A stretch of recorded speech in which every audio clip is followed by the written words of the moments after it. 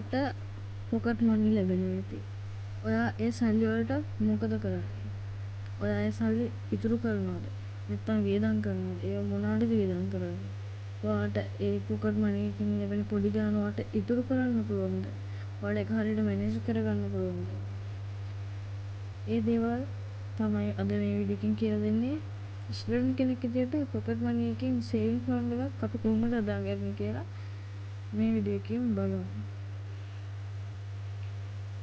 Student කෙනෙක්ට pocket මනි එකක් ලැබෙන එක ගොඩක් වැදගත්. ඔයා මේක ප්ලෑන් එකකට කරත් ඔයාට අනිවාර්යෙන් මේකෙන් කොටසක් ඉතුරු කරගන්න පුළුවන්. ගොඩක් ස්ටුඩන්ට් කරන වැරද්දක් තමයි පොකට් මනි එක ලැබුණා මේක ලැබිච්ච දවසේම වියදම් කරන්න පටන් ගන්න එක. Fast foods, games, online shopping වගේ දේවල් වලට වියදම් කරනවා. සමහරවිට රුපියල් 100, 200, 500 වගේ ගණන් වියදම් කරනවා. රුපියල් 100 ගානේ ඔයා වියදම් කරත් ඕක එකතු කරලා බලද්දි තිමට ලොකු ගාණක් වියදම් වෙලා තියෙනවා. මේක එහෙම වියදම් කරලා හිතුමනාපට වියදම් කළා මේක ඉතුරු කරන්න බෑ. මේක හරියට සිස්ටම් එකකට මැනේජ්මන්ට් එකක් තියාගෙන මැනේජ් කරලා තමයි මේක වියදම් කරන්න ඕනේ.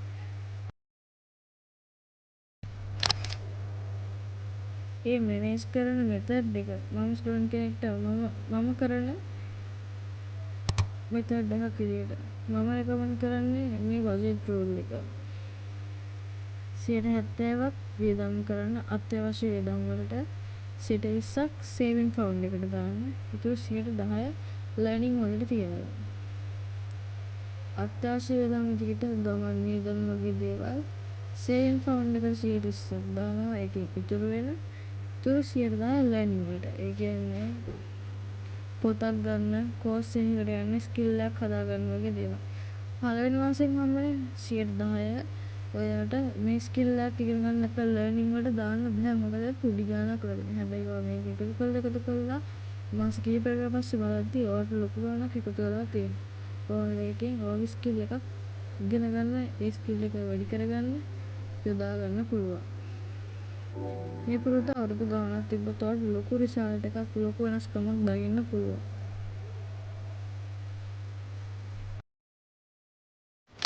සේවිං ෆන්ඩ් එකක් කියන්නේ අපි සල්ලි ඉතුරු කරන සල්ලි. ඒ කියන්නේ ඉමර්ජන්සි එකක් ආවොත් එකක් හරි හදිස්සි වෙලාවක ඔයාලට මේ සල්ලි පාවිච්චි කරන්න ගන්න. ඔයා දැන් අම්මගෙන් තාත්තගෙන් ඔයාට ඔයාගේ වියදම් වලට ලැබෙන සල්ලි මොන ඉතුරු කරලා ඔයා සේවිං ෆන්ඩ් එකක් හදාගන්නවා. ඔයා මේ සල්ලි ඔයාට පේන තැනකින් තියන්න එපා. ඒකට අතවත් තියන්න එපා. ඔයාට මේ කොටිම පේන තැනකින් තියන්න එපා. මොකද ඔයාට මේ සල්ලි පේද්දි ඔයාට ඒක වියදම් කරන්න හිතෙනවා. ඒ නිසා ඔයා මේ සල්ලි සේවිං ෆන්ඩ් එක වගේ ඔයාට පේන්නේ නැති තැනකින්වත් තියලා අරන් තියාගන්න.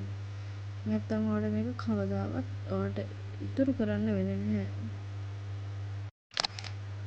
සල්ලි ඉතුරු කරන එක ගොඩක් හොඳ පුරුද්දක්. හැබැයි ඉගෙන ගන්න එක ඊටත් වඩා වටිනවා. ඔයා රුපියල් 500ක් පොතක් ගන්න වියදම් කරනවා නම් ඒ පොතෙන් ඉගෙන ගත්ත දෙයක් ඔයාගේ ෆියුචර් ඉන්කම් එක වැඩි කරන්නත් පුළුවන්. ඒක නිසා සල්ලි සේව් කරනවා වගේම නොලෙජ් එකටත් ඉන්වෙස්ට් එකක් කරන්න ඕනේ.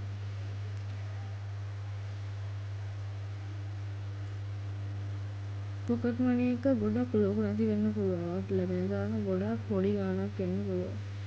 ඔයාට හොඳ ෆයිනෑන්ෂියල් හැබිට්ස් තිබ්බොත් ඔයාගේ අනාගතේ මේ පොකට් මනි එකතු කරලා ලොකු වෙනසක් කරන්න පුළුවන්. අද ඔයාගේ පොකට් මනි එකෙන් 20%ක් වෙනම තියාගන්න. පොඩි amount එකක් වුණත් කමක් නෑ.